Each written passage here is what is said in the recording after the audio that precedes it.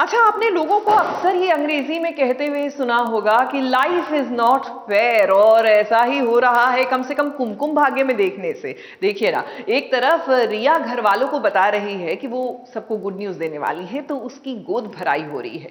वहीं अपनी good news जब प्राची ने घर वालों को सुनाई तो उसको घर निकाला मिल गया। ऐसे क्यों नहीं बताया हमें कि तुम प्रेग्नेंट हो? इससे पहले तुम्हें कभी ख्याल नहीं आया इस बात का? जैसे ही तुम्हें पता चला कि रिया प्रेग्नेंट है, तुमने अपनी प्रेगनेंसी का ड्रामा शुरू कर दिया। एक बात कान खोल के सुनो प्राची, तुम्हारा बच्चा इस खानदान का वारिस कभी नहीं बन सकता। निकलो यहाँ से, निकलो।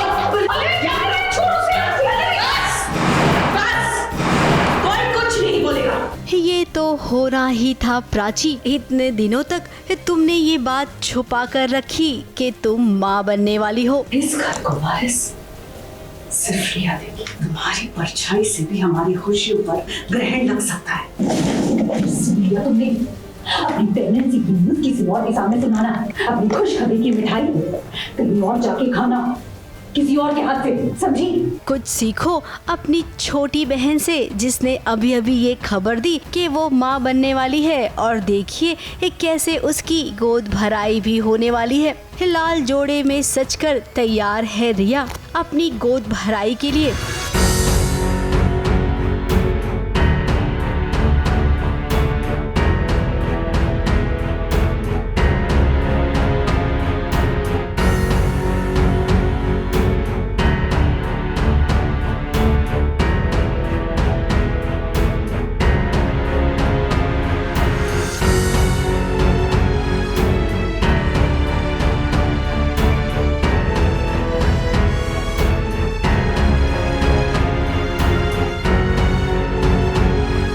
आई थिंक इनडायरेक्टली प्राची की हो रही है, और वो बोल नहीं रही है सबको प्रेग्नेंट है, तो एक तरीके से अच्छा ही है कि उसकी सेलिब्रेशन हो रही है, भले इनडायरेक्टली हो, लेकिन रिया के नाम से हो रही है। तो वहीं प्राची को एक बार फिर से खरी खोटी सुनाई जा रही है। अगर तुम प्रेग्नेंट हो भी तो भी ये बच्चा रणवीर का नहीं हो सकता। नाजायज है तुम्हारा बच्चा।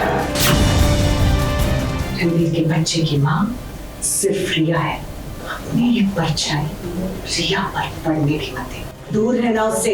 वो मुझे बताती है कि वो प्रेग्नेंट है, और फिर मुझे गुस्सा आता है। मुझे लगता है कि अब मेरी सेलिब्रेशन हो रही है तो उसको अटेंशन चाहिए, और अटेंशन पाने के लिए वो ये सब कर रही है। अगर दो चिराग आए तो घर ज़्यादा रोशन होगा, लेकिन पल्लवी के हिसाब से नहीं, क्योंकि पल्लवी नहीं चाहती है कि प्राची का बेटा या बेटी इस घर का चिराग बने।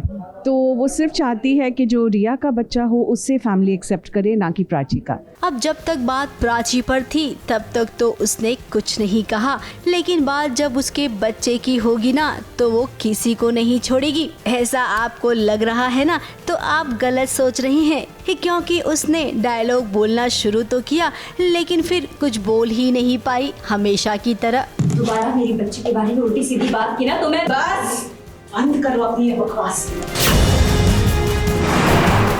कोई भी कभी भी आता है और प्राची को सुनाकर निकल जाता है। एक कमरे में तो हद ही हो गई, जहाँ पर रिया न जाने क्या क्या कह रही है। अरे मुझे याद आया, तुम उसी टाइम पे सिर के साथ थी ना?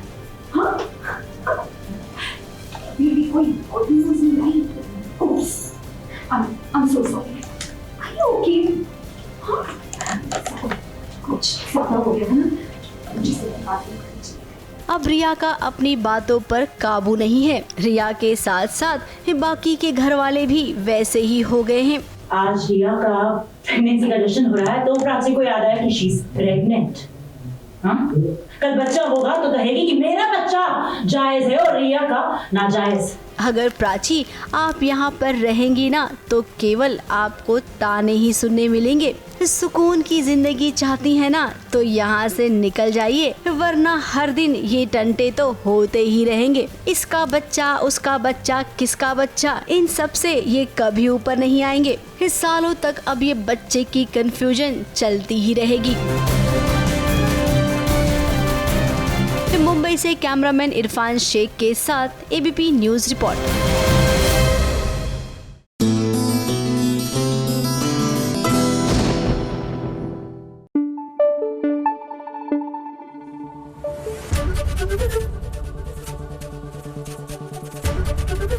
एबीपी न्यूज आपको रखे आगे।